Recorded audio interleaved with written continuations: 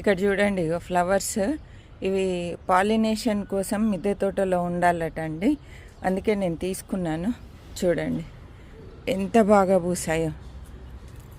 ఇక్కడ చూడండి, నిజానికి బీస్ ఎక్కువ వస్తున్నాయండి ఇవి తీసుకున్న తర్వాత. ఈ మొక్క పెట్టిన తర్వాత మనది సెకండ్ ఫ్లోర్లో ఉంటుంది మిద్దె తోట, అయినా కూడా చక్కగా పై వరకు బీస్ వస్తున్నాయి. ఎంత అందంగా ఉంది చూడండి ఈ ఫ్లవర్, భలే ఉందండి.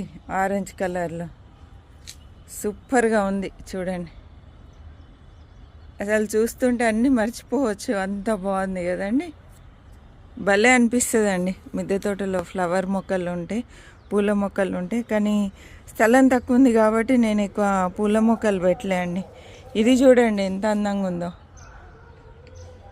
ఇదేంటో మీకు అందరికీ తెలిసిందే, తప్పకుండా కామెంట్ చేయండి.